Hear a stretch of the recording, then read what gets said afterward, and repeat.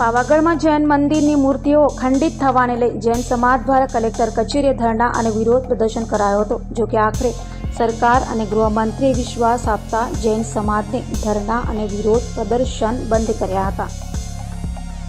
પાવાગઢ ખાતે જૈન મંદિરની મૂર્તિઓ ખંડિત થવાને લઈ સમગ્ર રાજ્યમાં જૈન સમાજમાં આક્રોશ જોવા મળ્યો હતો. સુરતમાં જૈન સમાજ દ્વારા કલેક્ટર કચેરીએ ધરણા અને વિરોધ પ્રદર્શન કરાયું હતું. ત્યારે જૈન સમાજનો વિરોધ અને ધરણાનો અંત આવ્યો હતો. સુરતમાં ધરણા અને વિરોધ કરી રહેલા જૈન સમાજના અગ્રણીઓ મૂર્તિઓ સહિતનાઓને સરકાર અને ગૃહમંત્રીએ કરેલા પ્રયાસોને લઈ વિશ્વાસ આવ્યો છે.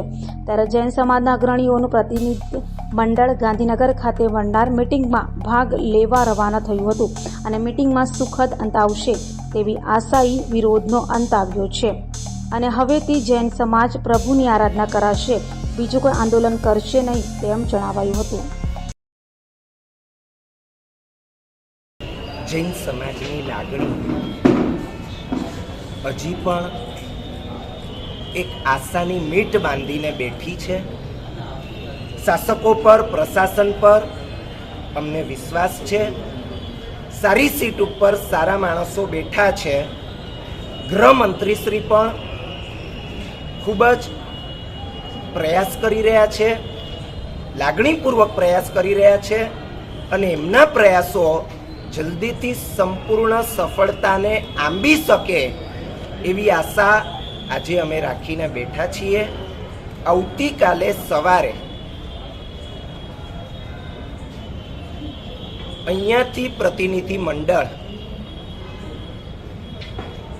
ગાંધીનગર મુકામે સમસ્ત જૈન સમાજની લાગણીઓને લઈને પહોંચી રહ્યું છે. ત્યાં વિચાર વિમર્શ થશે.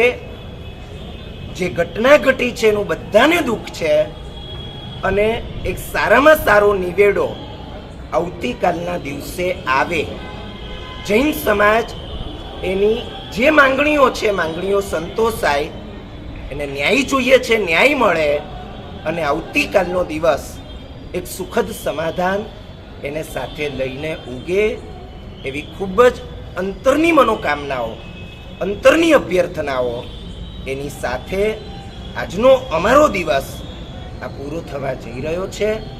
આવતીકાલે આ મીટિંગ બહુ સારી રીતે થઈ જાય, બપોર સુધીમાં આ મીટિંગ થઈ જશે અને એ સારામાં સારી રીતે થાય એ માટે જૈન સમાજની દરેક વ્યક્તિ વિશેષ ધર્મ કરશે, નવકાર મંત્રનો પાઠ કરશે, પ્રભુની ભક્તિ કરશે. એ જ આવતીકાલનું સવારનું એને આરાધના કહો કે આંદોલન કહો. આવતીકાલે કોઈ બીજું આંદોલન કરવાની અમારી ઈચ્છા નથી. અમે મીટિંગનું રિઝલ્ટ જોઈશું. જો એ રિઝલ્ટ આનંદ મંગલમય છે, જો એ રિઝલ્ટ પોઝિટિવ છે, આવતીકાલે સાંજે સમસ્ત પ્રશાસન એમના માટેની એક અભિનંદન સભા થશે અને જો રિઝલ્ટ બરાબર નથી આવ્યું તો આંદોલન આગળ જારી રહેશે.